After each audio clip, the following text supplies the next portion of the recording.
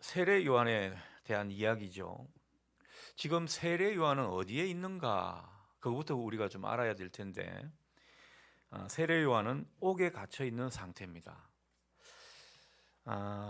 왜 옥에 갇혔는가 보면요, 이 헤롯이 그 왕이죠. 분봉왕 헤롯이 이 동생의 아내 헤로디아라고 하는 그 제수씨하고 결혼을 하게 되었습니다. 결혼을 했습니다. 얼마나 이게 참 악한 일입니까? 그래서 이 세례 요한의 성정이나 사역을 보면 이걸 가만두고 보지는 않았겠죠. 그 왕의 죄를 공개적으로 비판하고 또 책망을 하는 그런 모습이 있었습니다.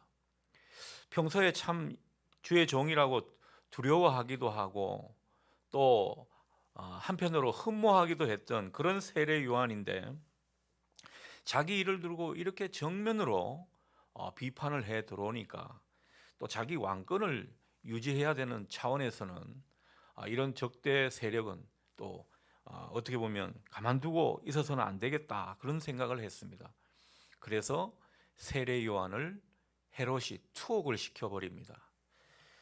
자, 그런데 세례 요한이 갇힌 곳은요, 뭐 평범한 감옥이 아니었습니다. 사막 한가운데 있는 그런 감옥입니다.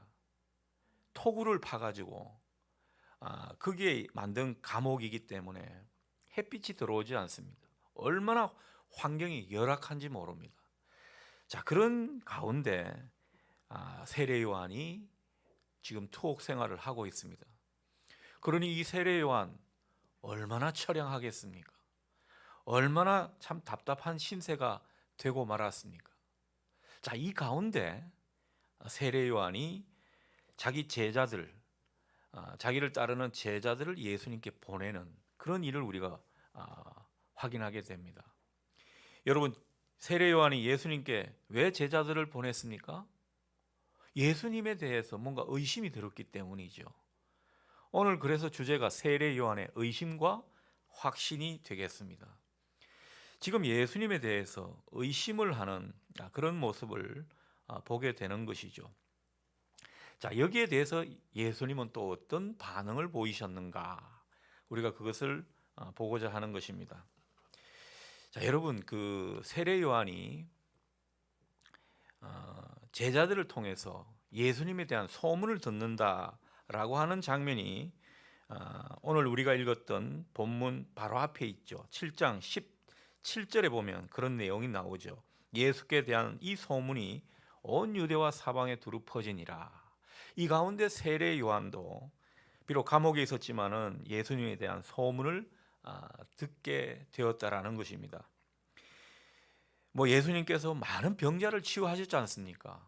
오늘 본문 앞부분에만 보더라도 뭐 중풍병자를 치유하셨고 또 백부장 종을 낫게 하셨고 또 우리가 공부를 하지는 않았지만 바로 앞부분에 보면요, 이 나인성 과부의 아들을 살리는 그런 장면도 우리가 확인하게 됩니다.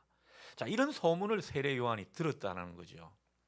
이 소문을 듣고는 자기가 심각하게 고민을 한 뒤에 제자들을 예수님께 보낸다는 것이죠.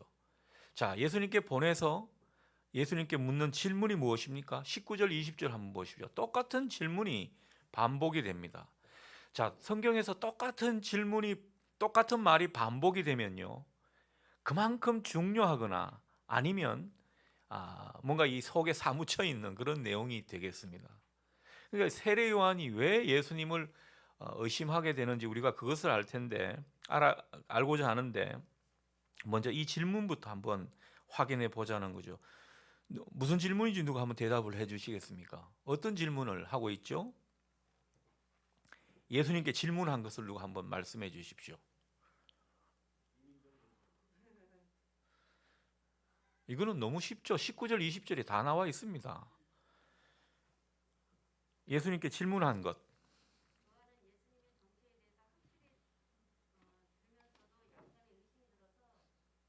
오시기로 한 메시아인지 아닌지 더 기다려야 하는지 묻게 하셨던 거. 그렇죠.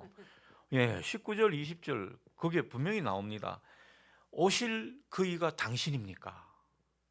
그리고 아니면 우리가 다른 일을 기다려야 합니까? 아니, 지금 세례 요한이 이런 질문을 예수님께 던지고 있더라는 것입니다. 왜 이런 질문을 하는 것입니까? 자기가 이제 예수님을 모르겠다는 겁니다. 자기가 생각했던 예수님이 아니라는 거죠.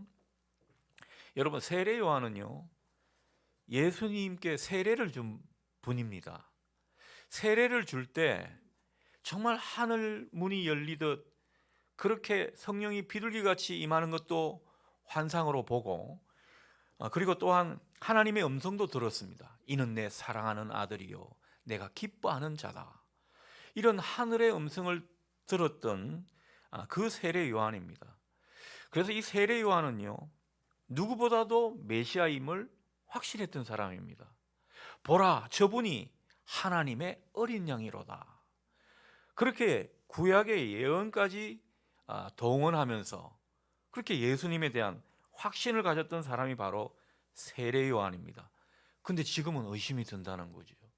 이분이 과연 내가 알고 있었던 메시아가 맞나? 약속된 메시아가 맞나? 이런 회의가 들고 있더라는 거죠. 그래서 이렇게 묻는 것입니다. 오실 그이가 당신입니까? 아니면 내가 다른 사람을 또 기다려야 하는 것입니까? 이렇게 의심이 많이 찾아든 것을 우리가 확인하게 됩니다. 자, 그렇다면 제가 한번 질문을 드려볼게요. 왜 의심이 들었을까요? 세례 요한은 정말 이 하나님의 종으로서 우리가 참 존경할 분인데 왜 이런 분이 지금 그렇게 의심이 들고 회의가 찾아 들었느냐라는 거죠. 이거는 좀 어려운 질문일 수 있어가지고 제가 이것까지는 말씀을 드리도록 하겠습니다. 세례 요한이 예수님을 의심하게 된 것은요, 자기가 알고 자기가 예언했던 그 예수님과 너무 다른 것을 느꼈기 때문입니다. 세례 요한의 메시지가 어떤 것이었습니까? 회개하라는 거죠. 심판의 주님이 오신다는 겁니다. 그것을 누가복음 3장 16절에서 17절에 보면은 우리에게 전해주고 있죠. 그래서 세례 요한은 예수님에 대해서 어떻게 묘사하고 있는가 하면 그분은 성령과 불로 세례를 주시는 분이다. 그리고 알곡과 쭉정이를 분리하시는 분이다. 여러분, 알곡과 쭉정이를 분리하는 분이 누굽니까? 심판주죠. 심판의 주님이 오신다. 그러니 회개하라. 이런 메시지를 그가 사람들에게 전했던 것입니다. 자, 그런데 예수님께서 자기가 그렇게 심판의 주님으로 소개를 했는데 그 이후에 나타난 예수님의 모습은요, 어떤 모습입니까?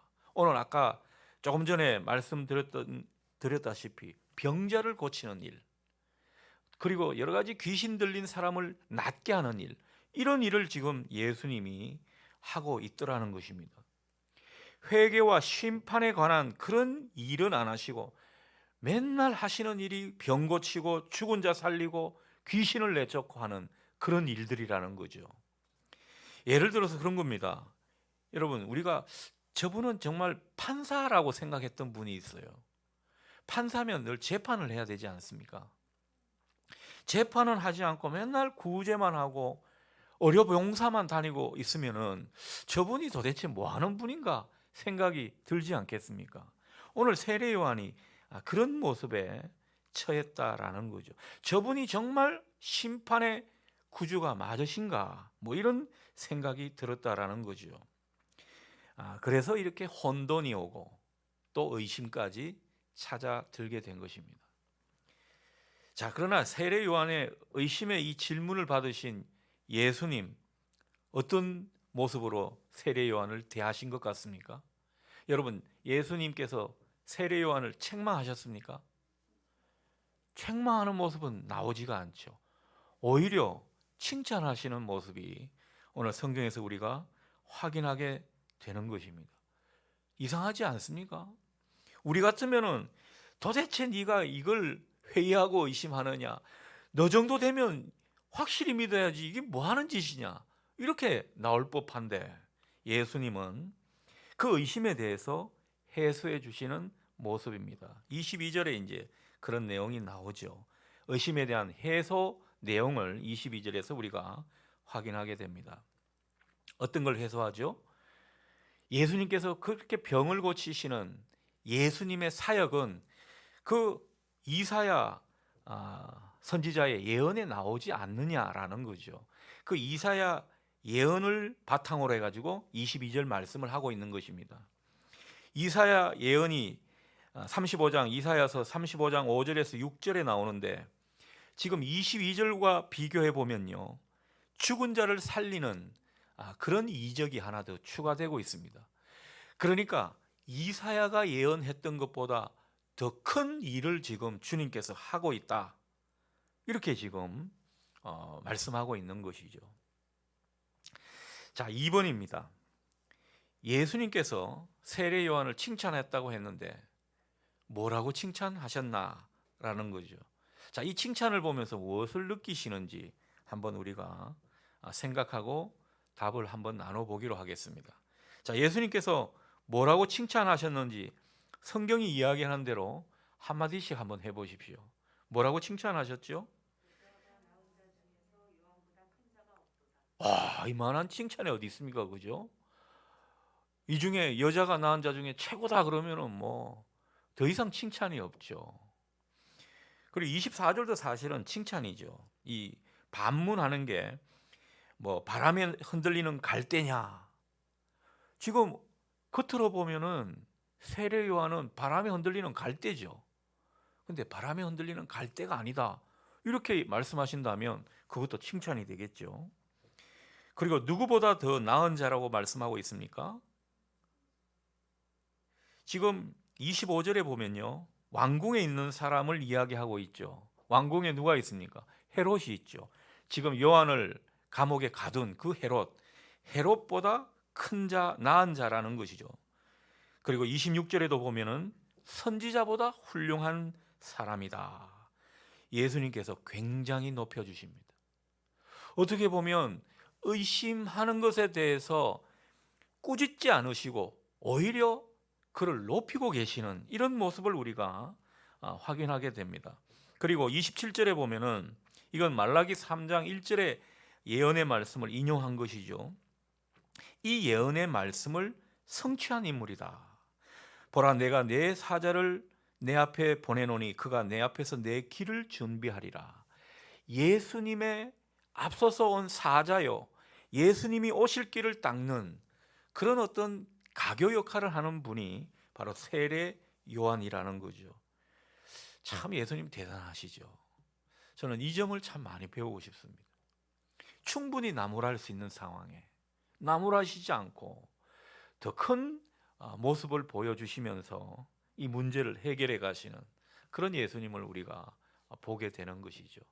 자, 이런 어떤 전체적인 윤곽을 이해하고 이제 본격적인 말씀을 나눠보기로 하겠습니다. 자, 말씀과 만나기 첫 번째 질문이죠. 자, 이 첫 번째 질문을 하기 전에 먼저 우리가 이 문제부터 해결해야 될 것 같습니다.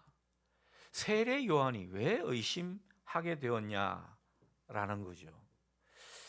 결국 의심의 늪에 빠지게 된 그 상황, 배경은 어떤 게 있었을까? 우리가 이걸 먼저 한번 생각을 해보고 오늘 질문을 이어서 생각해 보기로 하겠습니다.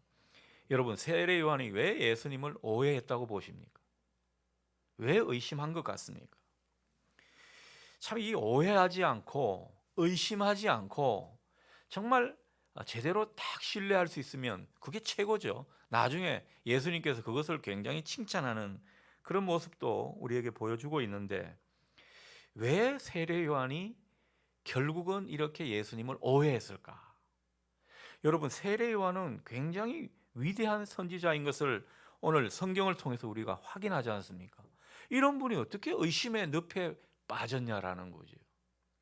그렇게 보면은 우리가 정말 신앙이 굉장히 뭐 9단이다 10단이다 하는 이런 사람들도요, 결국 의심하고 또 하나님 앞에 하나님의 일을 오해할 수 있는 이런 소지가 다 있더라는 것입니다.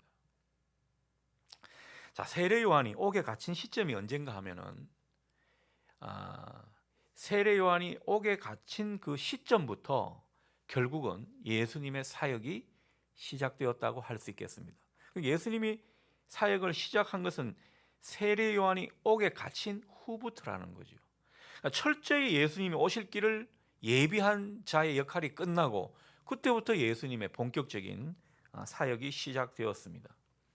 자, 그때 세례 요한은 투옥이 된 거죠. 그렇게 보면은 지금 이 시점은 좀 시간이 흘렀다고 볼 수가 있겠습니다. 자, 그렇다면 세례 요한은 그 이후에 예수님을 보았을까요? 만났을까요? 어떻습니까? 못 만났죠. 투옥되어 있고 사막 한가운데 투옥되어 있고 예수님은 예수님대로 사역을 하고 있고. 자, 여기서 우리가 생각할 수 있는 것은 세례 요한도 의심할 수밖에 없는 것은 그 이후에 예수님을 만난 일이 없기 때문에 그렇습니다. 여러분, 예수님과의 만남이 없으니까요, 오해가 생기게 되는 것입니다.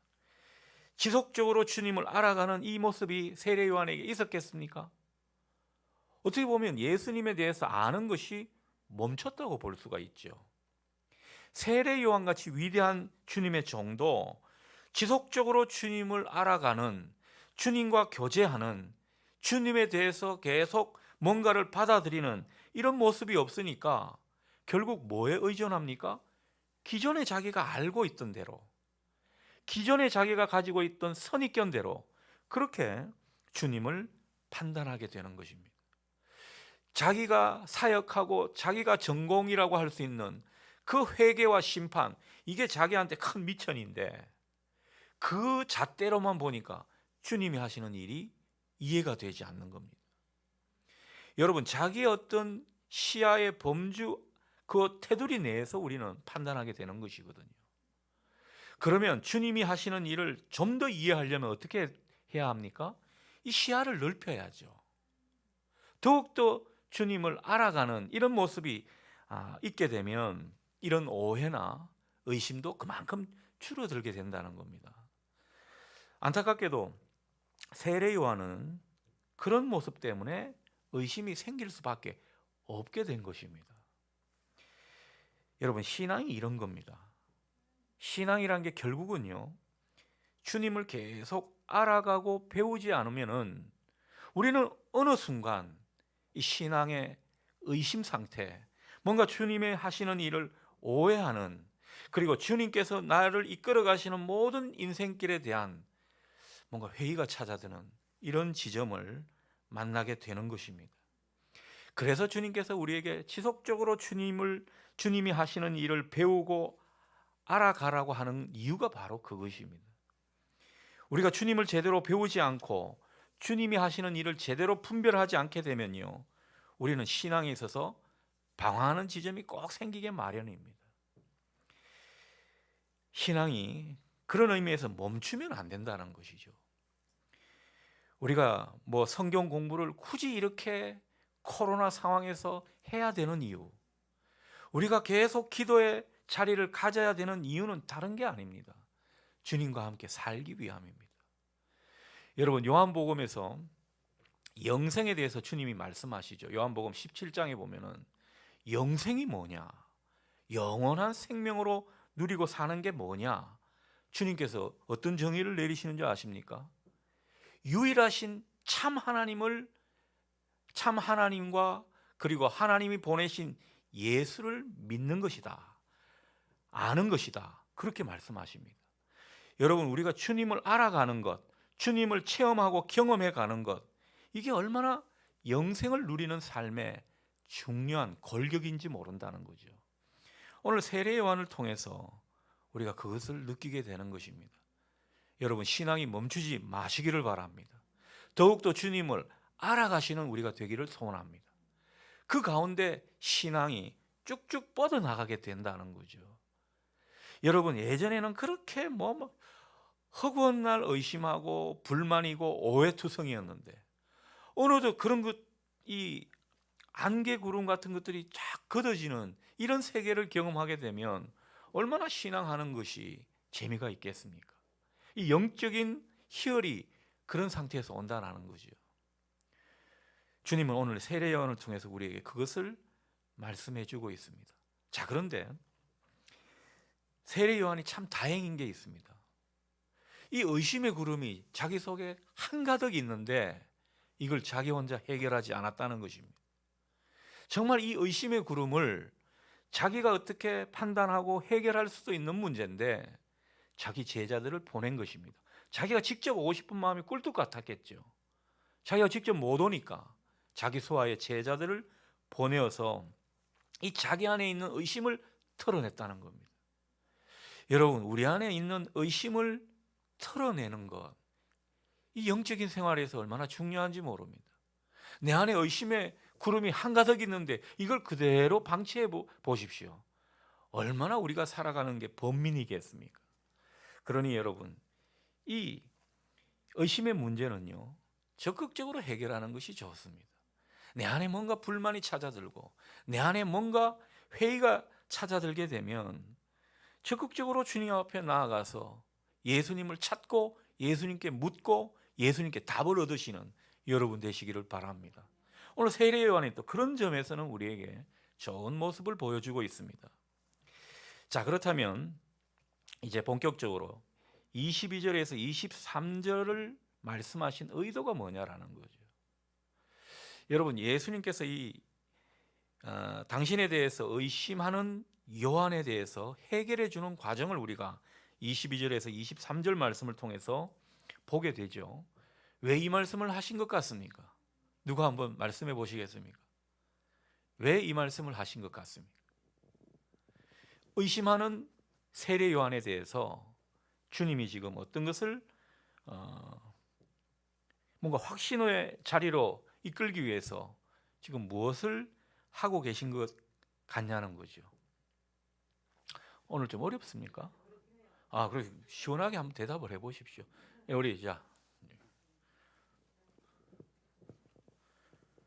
우리 노건사님 없으면 성경 공부 재미가 없습니다. 오늘은 좀 어려운데요. 네네. 하나님을 온전히 믿지 못하고 의심하고 하면은 내가 하나님을 믿는 믿음이 약한 거잖아요. 그렇죠. 그러면 하나님이 주시는 그 복을 제대로 받지 못한다는 뜻 아닐까요? 그게 이제 23절에 네네. 말씀이 되겠죠. 네. 23절 반쪽은 우리 노건사님이 잘 해결했습니다. 네. 22절 같은 말씀을 왜 했냐라는 거죠. 22절. 아까 지금 세례 요한이 뭘 의심하고 뭐에 회의가 들었는지 말씀을 드렸죠. 그렇다면 거기에 대해서 주님께서 해소시키기 위해서 22절 말씀을 하셨다고 봐야 되겠죠. 우리 노원사님 마이크를 꽉 잡고 안 놓고 있습니다.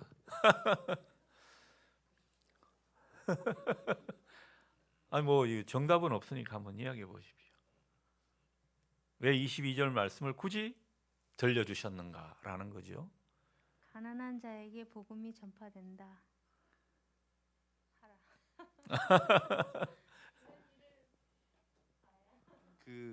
네, 그것도 맞고 또 그러니까 세례 요한이 지금 감옥에 있으면서 막 이제 예수님을 만난 적이 없고 좀 의심스럽고 이런데 뭔가 회의하고 있을 때 세례 요한이 성경은 다 아니까 말씀에 근거해서 어떤 예언을 소개를 함으로써 그 예언을 지금 성취하고 있는 중이니까 내가 예수가 맞다 이걸 증명하기 위해서.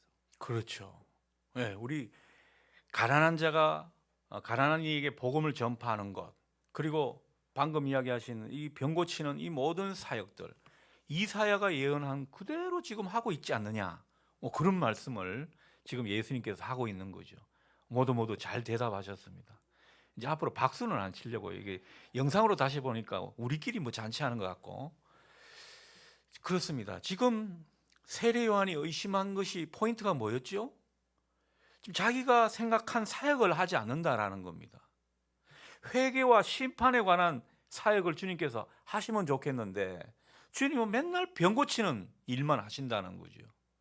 거기에 대해서 너는 그쪽만 생각하지만은 하나님께서 세우신 위대한 선지자 이사야가 이렇게 예언하지 않았느냐. 그 예언에 따라 나는 메시아 일을 수행하고 있고 거기에다 덧붙여서 죽은 자를 살리는 일까지 하고 있지 않느냐. 의심하지 말아라. 이렇게 지금 그에게 확신을 심겨주기 위해서 예언의 말씀을 동원한 것입니다.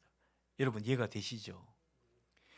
뭔가 이 좁은 범주로 알고 있는 것에 대해서 좀 더 큰 범주를 확인시켜 주시는 그런 예수님의 모습을 우리가 보게 되는 것입니다.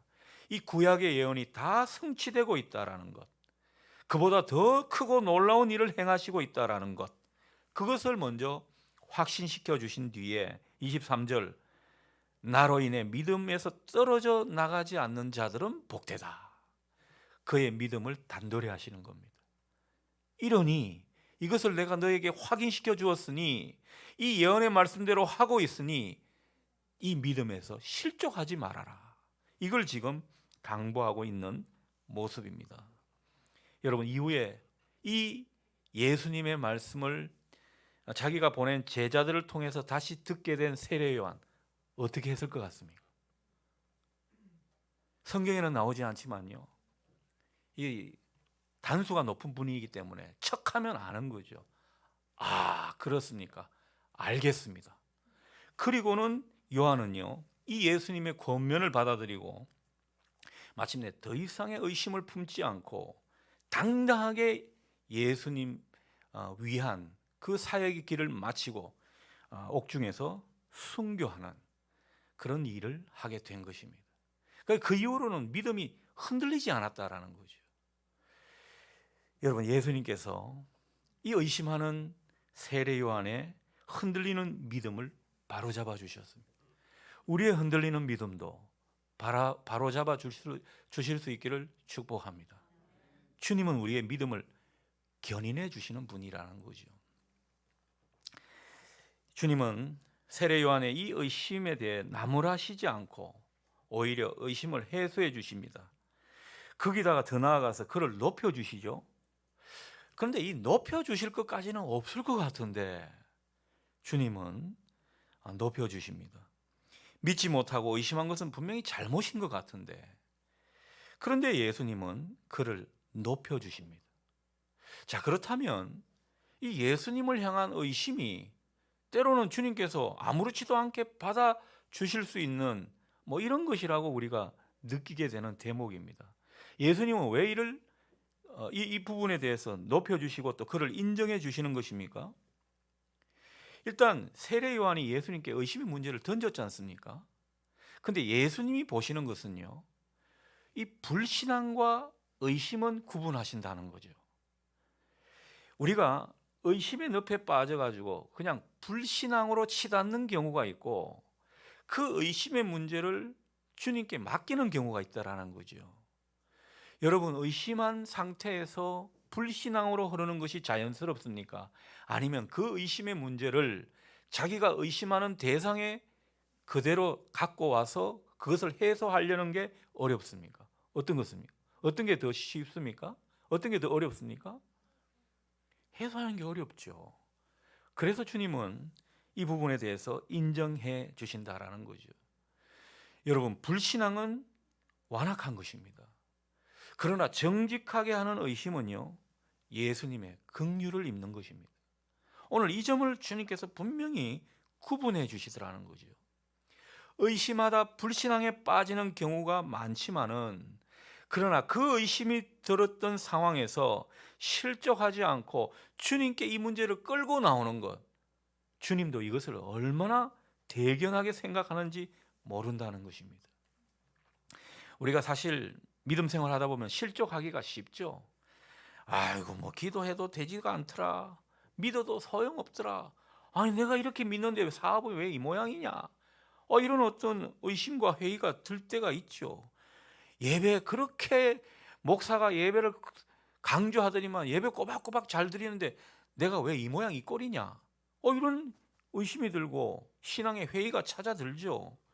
아니 교회 주일 성수하면은 뭐 안 붙는 대학도 붙어야 될 판인데 뭐 계속 뭐 안 좋은 경우만 찾아든다면 우리가 사실 실족하기가 쉬운 상태에 있다고 볼 수가 있습니다. 여러분, 그런 때라도 우리가 세례 요한처럼 의심하는 이 짐을 정직하게 주님 앞에 아뢰는 것, 이게 얼마나 위대한 신앙인지 모릅니다. 사람은 누구나 의심의 늪에 빠지게 되어 있습니다. 사람은 누구나 회의가 찾아들게 되어 있습니다. 그러나 그 문제를 어떻게 해결하느냐, 이게 중요한 거죠. 주님은 우리에게 최선만을 원하시는 게 아닙니다. 이 차선도 때로는 많이 인정하시더라는 거죠. 여러분, 내 안에 불만이 있습니까? 내 안에 의심이 찾아들었습니까? 회의가 찾아든 모든 것들을 주님 앞에 내어놓으시기를 바랍니다. 그리고 주님께 묻고 또 주님과 사귐을 통해서 이 문제를 차례차례 해결해 가시면 좋겠습니다. 이걸 꺼내놓고 내가 믿음을 얻기 위한 이 마음이 있다면요, 분명히 주님은 긍휼히 여겨주실 것입니다. 우리의 믿음 없음을 탓하지 않으실 겁니다. 오히려 우리의 그 의심의 안개 속에 빠져 있는 그 상태에서 우리를 구원해 주실 것입니다. 얼마나 주님께서 긍휼이 많으신 분인지 모른다는 거죠. 그러니 여러분, 이 불신앙의 늪에 빠져가는 내 자신을 내버려 두지 않는 것이 참된 신앙인 것입니다. 불신앙에 빠지는 사람은요, 결국 뒤집어 생각하면 예수님을 찾지 않은 사람입니다. 그래서 뭐 예수가 없다 그러고 뭐 교회를 떠나가지고 별의별 소리를 다 하는 사람들 보면요, 과연 그 과정 가운데 예수님을 찾았느냐? 찾지 않았다라는 거죠. 자명한 사실입니다. 오늘 이것을 우리가 다시 한번 확인하게 되는 것이죠. 자, 그렇다고 주님께서 23절 말씀을 하신 까닭은 의심 자체가 선한 것은 아니라는 거죠. 최선은 아니라는 것입니다. 주님은 의심하지 않고 주님을 온전히 믿기를 원하십니다. 어떻게 해요? 이 세례 요한의 실패, 믿음의 실패에서 우리에게 교훈을 주시는 것이죠. 오늘 세례 요한이 왜 이 의심의 늪에 빠졌다고 말씀드렸습니까? 주님을 계속 경험하지 못해서 그렇다는 것입니다. 주님과 교제하는 것, 그분을 더욱더 알아가는 이 문제에서 결국은 세례 요한은 실패했기 때문에 이 의심의 늪에 빠졌다라는 거죠. 세례 요한이야 특수 사역이라서 어쩔 수 없이 그렇게 됐다고 하지만은, 그런 환경이 안 돼서 그랬다고 하지만은, 우리는 얼마든지 주님을 더 알아갈 수 있고 주님을 경험할 수 있는 상황이라면 우리에게 최선을 당부하시지 않겠습니까? 여러분, 우리 신앙이 정지되지 않기를 바랍니다. 계속 신앙이 자라나야 하는 것이죠. 여러분, 신앙이 자라나지 않는 가운데 불만이 쌓이고 오해가 켜켜이 쌓이게 되는 법입니다. 자랄 때 자라야 된다는 거죠. 이게 참 중요한 진리인 것 같습니다. 자, 2번 문제 보겠습니다. 세례 요한을 칭찬하는 말을 예수님께서 이어서 28절 말씀을 통해서 하고 계시죠. 어떤 뜻입니까? 왜 이런 말씀을 하시는 것입니까? 자, 세례 요한을 칭찬하는 말, 어떤 거죠? 세례 요한은, 여러분, 세례 요한의 좀 뭐랄까, 칭찬할 만한 부분이 어떤 것일까요? 여러분이 알고 있는 이 상식 내에서 말씀입니다. 세례 요한은 굉장히 예수님 앞서서 모든 희생을 치르면서 자기 사역을 감당한 사람입니다. 굉장히 충성이 뛰어나고 용기 있게 사명을 감당했다고 해도 과언이 아닙니다. 지금 뭐 의심의 늪에 빠져가지고 흔들렸지만은 결국 자기가 옥에 갇혀서 그런 것이고, 자기가 힘있게 사역할 때는요, 얼마나 예수님에 대한 확고한 신념이 있었는지 모른다는 거죠. 세상 죄를 지고 가는 하나님의 어린 양이로다, 이런 표현은 아무나 할 수 있는 게 아닙니다. 그렇지 않겠습니까? 대단한 주의 종이죠. 세례 요한이 했던 말 중에 참 유명한 말이 있습니다. 그는 흥하여야 하겠고, 예수님을 말하죠. 나는 쇠하여야 하리라. 얼마나 겸손한 표현입니까? 참 겸손한 주의 종의 모습을 세례 요한을 통해서 보게 됩니다. 그래서 예수님께서 굉장히 위대한 선지자라고 그렇게 말씀하시는 거죠. 자, 그런데 중요한 것은 이런 요한도 하나님 나라의 가장 작은 자보다 작다는 것입니다. 그걸 우리가 성경을 통해서 확인하게 되죠. 28절 뒷부분입니다. 그러나 하나님의 나라에서는 극히 작은 자라도 그보다 세례 요한보다 크니라. 여러분, 이 말씀이 어떤 뜻입니까? 참 이 진리가 우리에게 힘이 되는 말씀인 것이죠. 여러분, 세례 요한은요, 어디까지나 예수님 오실 길을 예비한 사람입니다. 예수님의 부활로부터 하나님 나라는 새롭게 열렸다고 제가 주일에 말씀을 드렸습니다. 그렇다면 세례 요한은 이 땅 가운데 임한 그 하나님 나라를 맛본 자라고 볼 수가 없는 거죠. 뭐 하나님 나라 복을 많이 체험한 분도 아니고요, 예수님을 통한 그 십자가의 구원을, 그 구원사의 비밀을 아는 사람도 아니었습니다. 그런데 우리는 어떻습니까? 우리 반주자님도 십자가의 구원의 그 비밀을 알고 계시죠?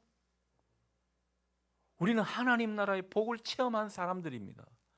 기도하고 또 예배 가운데 정말 주님을 찾았더니만 그렇게 내 마음이 전쟁터 같았는데 어느샌가 평화가 찾아오는 겁니다. 여러분, 이 하나님 나라 복을 우리는 기도할 때마다, 진정으로 기도할 때마다 체험하도록 그렇게 하나님께서 만드셨습니다. 여러분, 구약시대 예수님 전에는요, 하나님의 메시지는 회개와 심판입니다. 너희들이 제대로 하면 복을 줄 텐데 아니면 심판하겠다는 이런 무서운 경고를 늘 말씀하셨습니다. 그런데 신약 시대로 넘어오면 어떻습니까?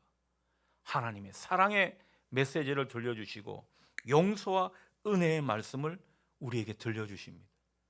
그러니까 이 세례 요한이 구약 시대 마지막 사람이라고 할 수 있는데 이분들과 우리는요, 엄청난 차이를 보이는 겁니다.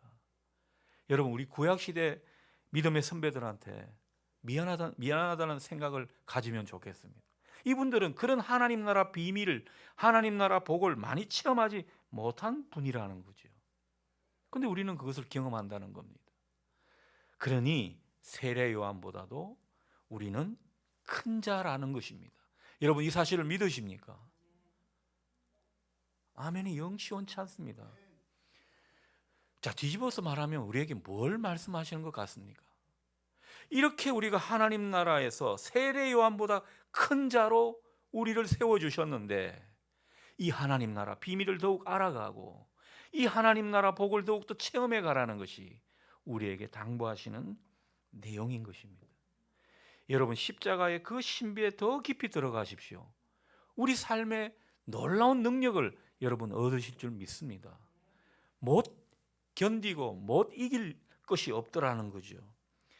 여러분, 우리가 하나님이 함께 하심을 우리는 경험하면서 그것을 누리는 특권이 있는 사람들입니다.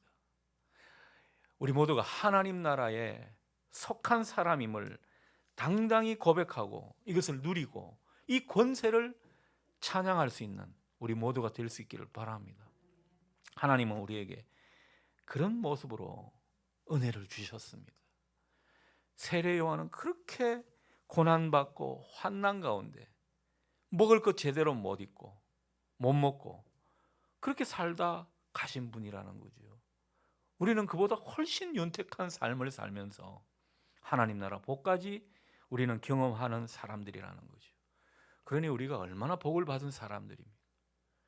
혹자는 세례 요한이 석청을 많이 먹어가지고 굉장히 웰빙 음식 좋은 거 먹었다고 생각하시는데 없으니까 그거라도 먹은 거겠죠. 메뚜기와 석청을 허구한 먹는 게 무슨 그게 복이겠습니까? 그런 거 보면요, 우리 믿음의 선배들의 그 삶의 흔적을 우리와 비교해 보면 우리는 큰 복을 받은 사람들입니다. 그것을 우리가 알고 또 누리지 않은 것이죠. 자, 마지막 문제입니다. 피리 부는 사람은 어떤 사람입니까? 왜 백성들은 춤추지 않았을까? 이게 이제 31절에서 34절에 나오는 내용이죠. 당시에 아이들이 이런 놀이를 했나 봅니다. 놀이 중에서 혼인 잔치 또 장례식 놀이, 왜 허구 많은 그 놀이 중에 장례식 놀이를 당시 아이들이 했는지는 잘 모르겠습니다만은 아무튼 이런 놀이를 했다라는 거죠. 그걸 예수님께서 비유를 들고 있는 겁니다. 32절 보면 피리 부는 사람, 곡을 하는 사람, 이 뭘 뜻하는 것입니까? 피리를 막 불고 있는데 춤을 추지 않는다는 거죠. 피리 부는 목적은 다른 사람 춤추게 하기 위해서일 텐데 춤을 추지 않는다는 거죠. 장례식 놀이에 막 곡을 하는데 곡을 하는 사람들이 따라서 울어줘야 될 거 아닙니까? 전혀 울지도 않고 눈이 말똥말똥하고 쟤들 왜 저래? 이렇게 보고 있더라는 겁니다. 여러분, 피리 부는 사람, 곡을 하는 사람, 뭘 상징하는 것 같습니까? 하나님 나라 복음을 전하는 사람을 의미하겠죠. 피리 부는 사람은 사랑과 평화의 복음을 전하는 것을 의미합니다. 사랑과 평화의 복음을 그렇게 전해도 그것을 받아들이면 기뻐서 춤을 출 텐데 그걸 냉소적으로 받아들이지 않더라는 거죠. 이 시대가 그렇다는 겁니다. 그리고 곡을 하는 사람은 뭘 의미하겠습니까? 복음이란 게 회개와 심판도 그 메시지 가운데 있지 않습니까? 그 회개와 심판을 이야기하면서 하나님의 사랑으로 들어오라고 그렇게 눈물을 흘려도 따라 울지 않더라는 거죠. 돌이키지 않더라는 것입니다. 예수님 시대나 오늘 이 시대나 사람들이 그렇게 완악하다는 거죠. 이 완악한 시대에 우리가 살고 있는 것입니다. 왜 춤추지 않고 왜 따라 울지 않습니까? 이 말씀을 받아들이고 회개하지 않았기 때문이죠. 이 복음의 말씀을 받아들이기만 하면, 그래서 그것을 이 뭔가 찔림을 주실 때 회개하기만 하면 우리는 의의 옷을 입게 돼 있죠. 그 의의 옷을 입으면 우리는 따라 춤출 수도 있고 또 슬퍼할 때 울 수도 있는 것인데 이렇지를 못하더라는 거죠. 오늘날 그리스도인들 중에서도 이 의의 옷을 제대로 못 입는 분들이 있습니다. 여러분들이 예배를 드리고 기도를 할 때마다 주님께서 직접 여러분에게 의의 옷을 입혀주시는 이 은혜가 있기를 소원합니다. 그래야 울 때 울고요, 정말 기뻐할 때 기뻐할 수 있다라는 거죠. 주님은 웃고 춤추기를 바라는데 울고 앉았고, 주님은 우리가 울어야 할 때라고 애통해야 할 때라고 하는데 우리는 실실 웃고 있다면 얼마나 이게 박자가 안 맞습니까? 주님께서 우리에게 이 의의 옷을 제대로 입혀주실 때 우리는 주님과 함께 보조를 맞추면서 하나님의 그 구원의 잔치에 당당히 참여할 수 있다 생각합니다. 오늘 마지막 절 우리 함께 읽고 마치도록 하겠습니다. 마지막 35절입니다. 지혜는 자기의 모든 자녀로 인하여 옳다함을 얻느니라. 아멘. 결론의 말씀이 어떤 이야기입니까? 이 하나님의 구원의 지혜, 하나님 나라의 놀라운 이 복을 받는 지혜는요, 복음을 받고 예수님을 영접해서 하나님 나라를 경험하고 누리는 이 하나님의 자녀를 통해서 입증된다는 것이죠. 여러분이 바로 이것을 입증하는 주님의 신실한 축복의 통로 될 수 있기를 축원합니다. 주님은 우리에게 그런 사명으로 나아가기를 바란다는 거죠. 그러니 우리가 먼저 이 구원의 지혜, 하나님 나라 비밀을 더욱더 알아가야죠. 그것을 누릴 수 있기를 바랍니다. 그래서 우리 삶을 통해서 이게 자꾸 입증될 수 있기를 소원합니다. 하나님의 놀라운 영광을 돌리는 우리 인생이 될 줄 믿습니다. 기도하겠습니다.